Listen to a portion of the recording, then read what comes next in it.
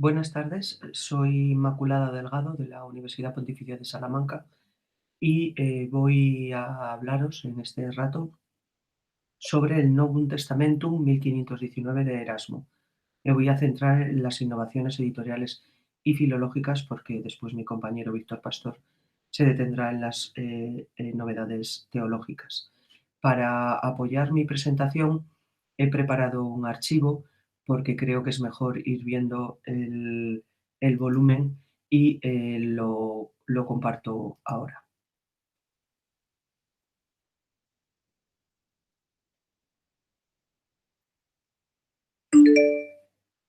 Bien, este es el título de la comunicación que os presento y esta es la portada de la nueva edición del Novum Instrumentum, ahora llamada Novum Testamentum Omne 1519. Es una edición mejorada y ampliada.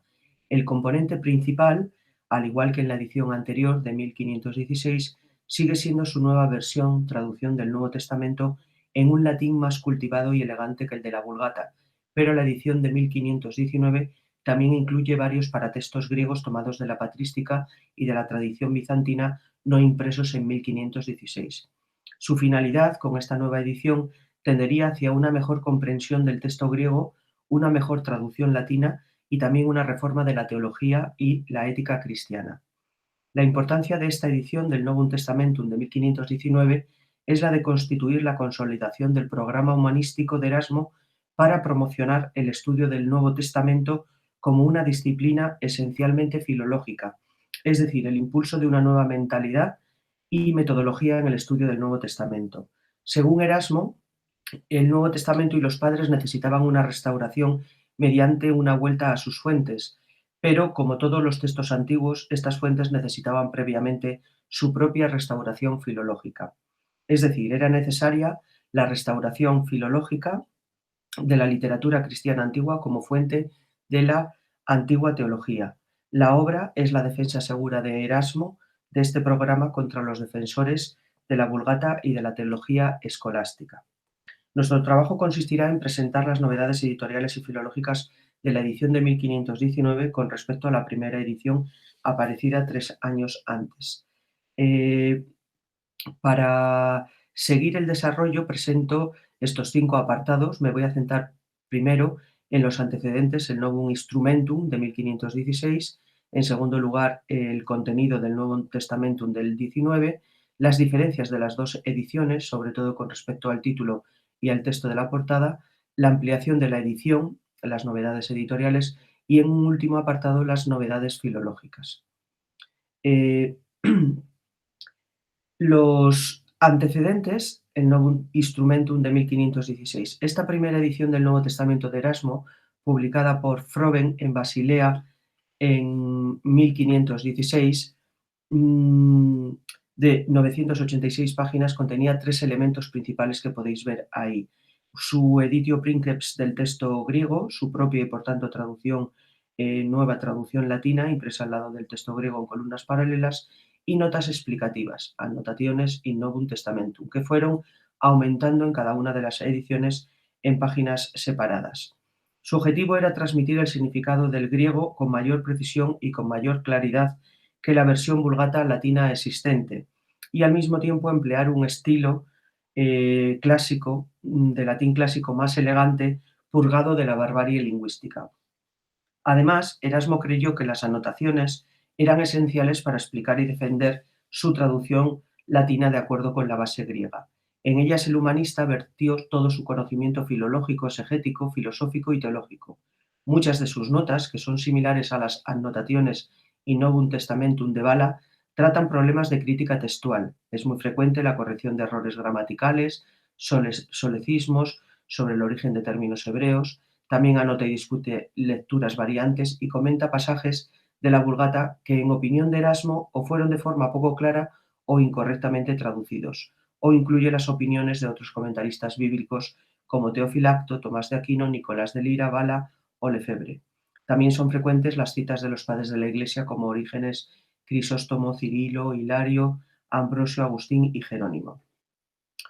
En la primera parte de esta edición de 1516 que también van a coincidir partes con la edición de 1519, a modo de prólogo incluyó introductoriamente algunos escritos suyos, una carta de Froben al Pío Lector, una dedicatoria al Papa León X, que es quien concedió la aprobación para su impresión, la Paráclesis, que es una apelación al estudio de la escritura, el Methodus, un programa de estudios teológicos, y la Apología, que es una defensa de su obra.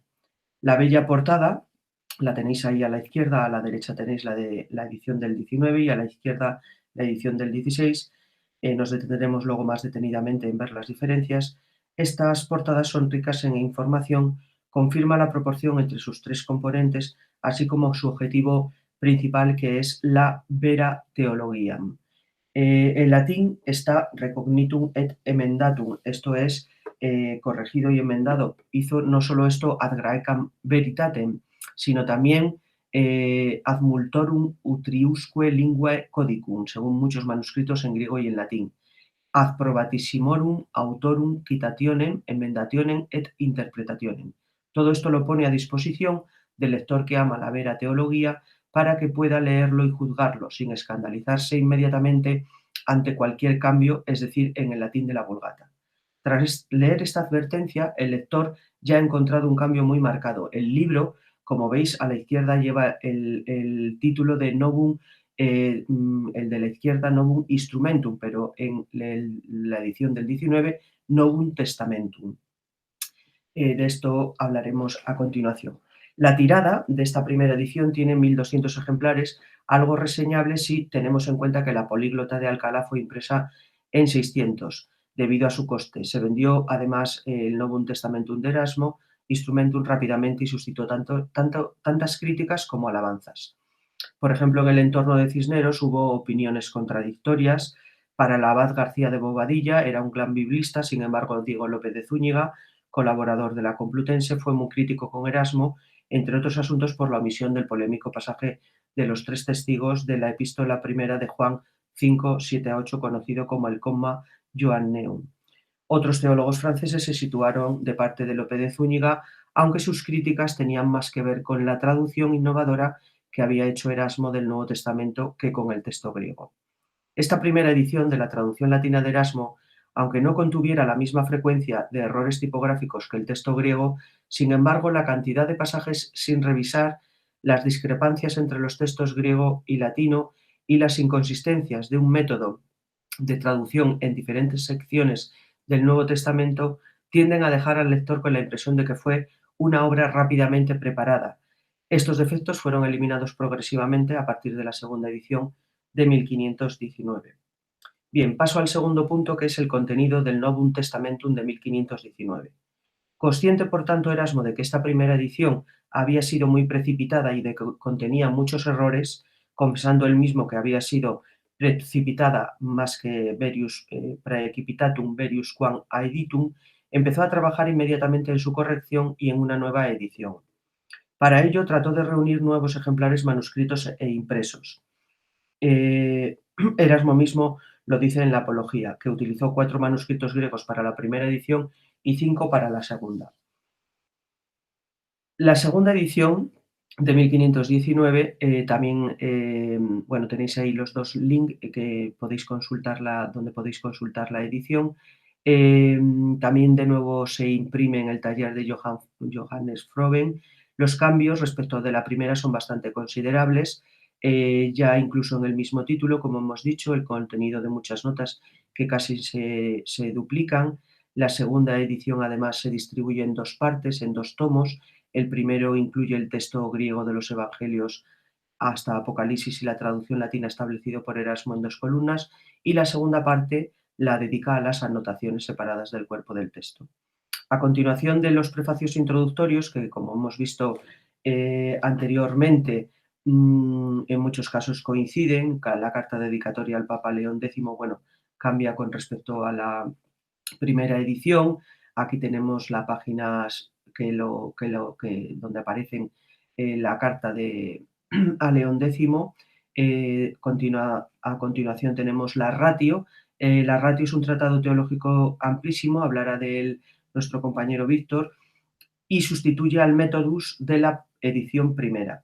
Ratiuse Compendium Verae Theologiae. Después, a continuación, aparece la Apología y añade en esta edición el Tratado de Ac Posteriore a Editioni, sobre la presente segunda edición, que como veis, el título que suele aparecer normalmente luego en los superiores de las páginas es Capita Argumentorum contra morosos quos dan ac indoctos, es decir, puntos principales de los argumentos contra algunos cansinos e ignorantes, se sobreentiende críticos. Un escrito apologético en defensa de su traducción latina. Este contramoroso sirve de introducción a errores o pasajes problemáticos de la Vulgata que aparecen a continuación. En primer lugar, los solecismos, per interpretem admissi manifestari et inexcusabiles. En segundo lugar, aparecen los lugares oscuros, no comprendidos por los antiguos exegetas y que requieren una aclaración en una mejor traducción o al menos en una anotación. Páginas 86 a la 89 del tomo. En las páginas 90 a la 92, pasajes manifiestamente corruptos en la Vulgata. A continuación, omisiones en la Vulgata en comparación con el griego. A continuación aparecen las adiciones en la Vulgata en comparación con el texto griego, de la página 94 a la 96. De la 96 a la 97 aparecen, como se puede comprobar ahí, errores de traducción cometidos por el traductor de la Vulgata. A continuación aparecen pasajes en los que el traductor de la Vulgata ha cambiado libremente palabras de los apóstoles o de los evangelistas. Aquí aparece ubi interpretes aususita liquid immutare de verbis apostolorum aut evangelistarum. A continuación aparecen estas dos ilustraciones de la Trinidad a la izquierda y del credo niceno a la derecha. Jopoia G. Alecine aparece aquí, pistis gemon ton christianon eum gceotes. Estas dos páginas fueron añadidas por Froben, adaptándolas del manuscrito Concertdoc de la Biblioteca Nacional de Austria en Viena, y como Erasmo no fue responsable de las mismas, fueron suprimidas en las ediciones posteriores.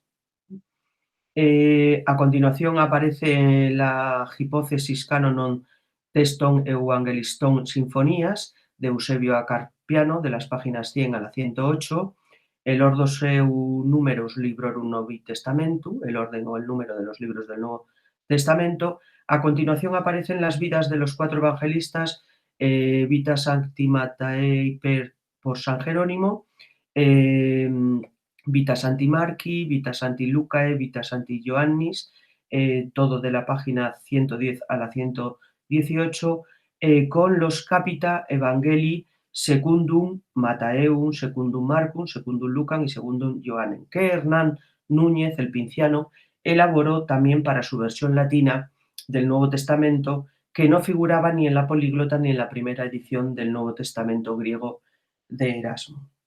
Bien, aquí aparecen las vidas y los Capita Evangelia y aparecen, bueno, lo he seleccionado para que si luego podéis ver más tranquilamente esta presentación, pues podáis deteneros mejor o más tranquilamente. Antes de empezar propiamente con el Nuevo Testamento, añade una vida, como veis aquí en griego, del evangelista San Mateo según Sofronio. Y a continuación, y en el mismo folio, el proemio del obispo de Bulgaria, Teofilacto, que aparece también en griego a continuación. Antes de acabar el tomo 1, el volumen 1, aparece o añade una carta de Froben al lector, como veis aquí, Johannes Frobenius Lectori, y acaba este primer volumen con las annotatio eorum quae operarum incuria sum commissa y el colofón, que aparece la fecha, Basilea, el año 1519, en el mes de marzo, y podemos constatar todo esto que os he ido yo enumerando en el primer folio antes del título. Aparece aquí detallado por Erasmo los 14 puntos, que luego podéis, pues lo mismo que he ido diciendo yo, la carta a León X, veis la paráclesis, la ratio, la apología, los capita argumentorum, etcétera, los lorecismos, los lugares oscuros, todo ello. Bien, el segundo volumen lleva el título de Anotaciones. Que Erasmo, bueno, este es propiamente el Nuevo Testamento, como he dicho, en 2 columnas, una griega y al margen, o sea, confrontada la traducción latina. Y el segundo volumen son las anotaciones, ¿no? Como hemos dicho, esto es novedoso con respecto a la edición del 16. Las anotaciones van a ocupar, perdón, en primer lugar aparece el título, Erasmo lo dedica al pío lector, como veis aquí, hay un prefacio, a continuación aparecen las anotaciones propiamente dichas y en la página ya 549 aparece de la 549 a la 576 un registro, un index rerum, un índice de cosas y de vocabulario en las anotaciones del Nuevo Testamento por Desiderio por Erasmo Rotterdam, compuesto por Erasmo Rotterdam. Le sigue una carta de Ecolampadio al Pío Lector en la página 577 y finaliza con el Index Ternionum para acabar con el colofón, con el escudo del impresor y el mismo colofón que en el volumen anterior, donde aparece el tipo de la imprenta de Froben y con la fecha, el mes de marzo y 1519. Eso sería una descripción, o esto sería todo una descripción de los 2 volúmenes de la edición del Nuevo Testamento de Erasmo. Bien, esta segunda edición es la que utilizó Lutero para su célebre traducción alemana de 1521. Paso a analizar más detenidamente las innovaciones, las diferencias, perdón, entre con respecto al título de las 2 ediciones, ¿no? En la portada. Al margen izquierdo tenéis lo que aparecía, que antes os lo he enseñado en el volumen, en el tomo de 1516, y en el 1519, bueno, lo primero, el cambio más sustancial es el cambio del término instrumentum por testamentum, término que Erasmo también usó en otras ocasiones y en su correspondencia y en otros lugares. Los motivos del cambio se desconocen. Quizás se debió a Erasmo mismo, que pudo haber querido evitar el reproche de afectación o pedantería o evitar dañar la reputación de su trabajo, o bien lo combinó el equipo editorial, constituido por Bruno y Basilio Amerbach, Jacobus Nepos y Johannes Froben, que prefirió este título por razones comerciales. Según la opinión del estudioso de Erasmo Víctor Pastor, que hablará a continuación, Erasmo utilizará testamentum en vez de instrumentum, nos dice posiblemente porque los textos griego y latino en 1519 van en un volumen y las anotaciones, como he comentado, en otro, con paginación propia. Así pues, deja de ser ya el instrumento o Biblia de estudio. En cualquier caso, al usar instrumentum para referirse al Nuevo Testamento, Erasmo sigue la terminología de la Vetus Teología, San Jerónimo y San Agustín, además de estar avalado por contemporáneos suyos como por ejemplo Vide, Tomás Moro o Nebrija. La cuestión es que Erasmo mantuvo ya este título para las ediciones posteriores de 1522, 1527 y 1535, las 5 ediciones del Nuevo Testamento. Con respecto al texto que aparece a continuación del título, al ver la sinopsis también, bueno, vemos que aquí en vez de dice diligentemente, mucho más diligentemente que antes, añade a recognitum emendatum, dice aquí en el 19, ac translatum, y traducido. Con ello indica que aquí incluye tanto el texto griego como una traducción latina. En el título de 1516, recognitum et emendatum ad Graecam veritatem, revisado y corregido según el original griego, la Veritas Graeca. Solo anunciaba un texto latino revisado con referencia al griego, pero no una edición del texto griego. Por otra parte, la incorporación, como veis abajo, de otros nombres de otros padres, como Atanasio, Gregorio Nacianceno, Crisóstomo, corresponde al aumento del uso de Erasmo de las obras exegéticas de sus padres en las anotaciones del 19. De hecho, también añade en el título de 1519 Annotationibus recognitis ab magna accessione locupletatis, revisadas, anotaciones revisadas y copiosamente aumentadas. La sustitución del nombre de Teofilacto por Bulgari es la corrección de un error también producido en muchos puntos de las anotaciones de 1516 y 19. Hasta la tercera edición de 1522, Erasmo no reemplazó Bulgarius por Teofilactus en todos los lugares. El error por parte de Erasmo se produce cuando, al hacer uso del manuscrito del comentario griego de Teofilacto sobre los Evangelios, ubicado en la Biblioteca Pública de la Universidad de Basilea, y al ver en la cubierta el nombre Bulgarius Episcopus, considerara que este era el nombre del autor, sin darse cuenta de que este era el cargo, que era obispo de Bulgaria, cuando, estando en realidad el nombre del autor en el folio 1 recto, Teofilacto, obispo de Bulgaria. Dos de las tres cláusulas que vienen al final, que se agregan al final en la edición del 19, reflejan preocupaciones que también ocuparon a Erasmo al escribir su Contra Morosos y la Apología de 1516. Después de advertir al lector, como hiciera también en la primera edición, de que el lector no se ofenda si encuentra algo alterado aquí, es decir, en la versión latina en comparación con la Vulgata, sino que considere si se ha alterado para mejor, añade en el 19, nam morbus est non judicium damnare quod non expresserit. Es decir, pues condenar lo que no has examinado es una enfermedad, no un juicio. Asimismo, también agrega el juicio de la Iglesia, salvo ubique et illabe facto ecclesiae iudicio. El juicio de la Iglesia permanece en todas partes sin ser cuestionado e intacto. Se trataba de intentar salvaguardar su obra y al mismo tiempo de las acusaciones de herejía, algo que no resultó muy efectivo.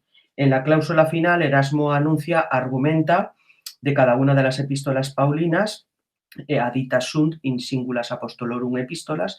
Estos son los resúmenes latinos de estos escritos que Erasmo compuso en 1518 en Lovaina y envió a Froben el 15 de octubre de 1518. La composición de los Nueva Argumenta debió haber sido bastante trabajo para Erasmo. En la nueva edición ellos reemplazaron a los Argumenta latinos más cortos que la edición del 16 había tomado prestados de la tradición.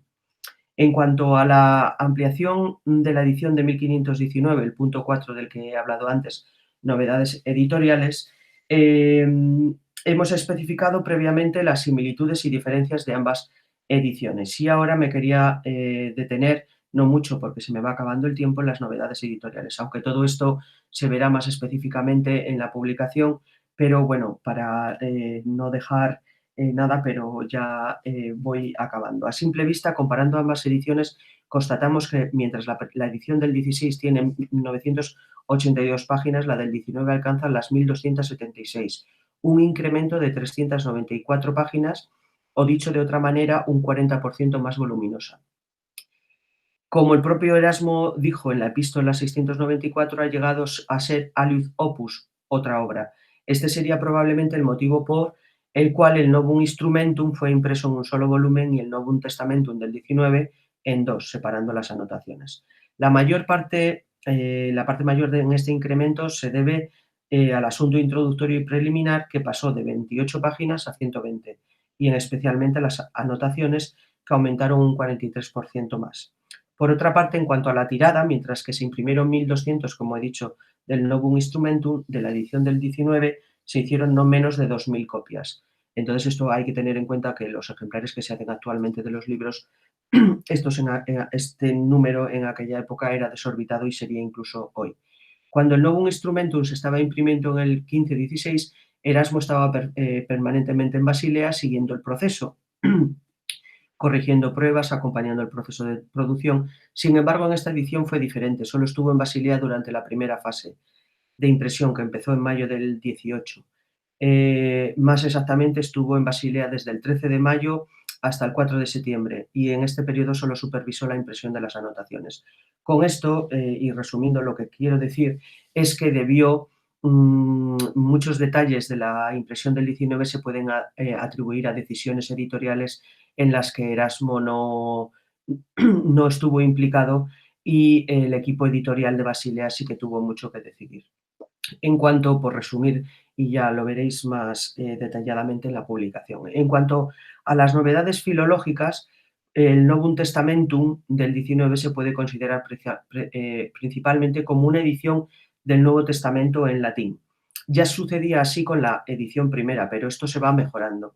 De hecho, para Erasmo esta obra era una importante fuente en su programa para la reforma de la Iglesia y de la sociedad.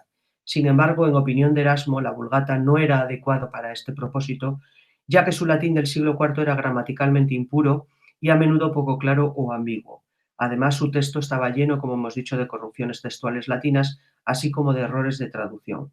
Se necesitaba, en opinión de Erasmo, una versión en latín puro, elegante y atractivo que cumpliera con los estándares clásicos y se purgara tanto de los errores de los escribas como de las malas traducciones. Y esto es lo que pretende presentar tanto en su Novum Instrumentum como en las 4 ediciones posteriores. La prueba más fehaciente de que Erasmo pretendía con su obra una nueva edición del texto latino y no del texto griego es que tanto los elogios como las críticas que las ediciones del Nuevo Testamento de Erasmo tuvieron siempre se dirigieron casi exclusivamente a la versión latina, no al texto griego. El texto griego jugó un papel subsidiario, una parte auxiliar y subordinada, aunque incluyera la editio princeps del texto griego del Nuevo Testamento. Tenía que justificar las elecciones que había hecho en su traducción al latín. Y a su vez, al imprimir el texto en columnas paralelas, si el lector se sorprendía por algo nuevo en el texto latino, podía siempre girar la vista al griego para ver si la nueva expresión era quizá una mejora en comparación con la Vulgata. Así lo señalaba el mismo Erasmo en su Apología. Dice, para que esta comprobación sea más conveniente, hemos agregado el griego junto al latín. Por consiguiente, el texto griego es una adición, un añadido en apoyo y defensa de las elecciones hechas en la traducción latina, porque Erasmo, al mismo tiempo como filólogo, estaba convencido, por supuesto, de que cualquier nueva traducción del Nuevo Testamento tenía que basarse en la autoridad de la evidencia griega, la veritas graeca. Lo mismo se puede aplicar a las anotaciones. Estas también tienen una función subsidiaria en relación a la nueva versión de Erasmo del Nuevo Testamento en latín. Una de las grandes novedades, y con esto termino, en la edición del 19 es el Tratado contra Morosos al que me he referido anteriormente. Consiste en 111 parágrafos numerados en los cuales Erasmo defiende su labor filológica sobre el Nuevo Testamento, como se establece tanto en su Novum Instrumentum como en su Novum Testamentum. Al menos 56 parágrafos forman una directa justificación de su revisada traducción latina. Extraigo y resumo algún párrafo significativo. Al centrarse en los parágrafos 1 al 5 en el origen y la naturaleza de la traducción y de las anotaciones, en el parágrafo 4 nos viene a decir: el lenguaje de la traducción en la presente edición es mejor latín que el de la traducción de la primera edición. Solo se han conservado algunas expresiones cristianas establecidas, como fides en lugar de fiducia y benedictus en lugar de laudatus o laudandus. En los parágrafos 6 al 20 tratan del problema de la lengua en la traducción de la Sagrada Escritura, en latín elegante versus bárbaro. Así, en el parágrafo 6 afirma: solo las personas que no saben latín se ofenden con la nueva traducción y quieren conservar los antiguos solecismos a los que están acostumbrados. Por lo que a mí respecta, pueden conservar su antigua traducción. Y en el parágrafo 7 dice: algunos críticos dicen, Dios no se ofende con los solecismos. Quizá esto sea cierto, pero a él tampoco le gustan, afirma Erasmo. Al exponer los parágrafos 64 al 66, que la novedad provoca crítica, viene a decir en el 64: si la gente se ofende por la novedad de su traducción, deben saber que en algún momento la Vulgata también fue nueva. El valor no depende de la edad, sino del asunto en sí. También, asimismo, en el Contramorosos defiende el uso de manuscritos griegos y su autoridad en los parágrafos 67 al 79c y afirma que deben consultar los manuscritos griegos no solo para la restauración crítica del texto latino, sino también para mejorar la claridad del latín, ya que el griego puede ayudar a resolver ambigüedades, resolver dificultades y descubrir connotaciones y matices. Bien, voy terminando. Eh, Podrían añadirse muchas más semejanzas y sobre todo diferencias, pero únicamente concluyo me excedo ya en el tiempo, reafirmo lo que he dicho al principio: la finalidad de Erasmo con esta nueva edición tiende a una mejor comprensión del texto griego, una mejor traducción latina y también a una reforma de la teología y la ética cristiana de la que nos hablará Víctor a continuación, Víctor Pastor. Constituye la consolidación de su programa humanístico para promocionar el estudio del Nuevo Testamento como una disciplina esencialmente filológica, es decir, el impulso de una nueva mentalidad y metodología en el estudio del Nuevo Testamento. Muchas gracias.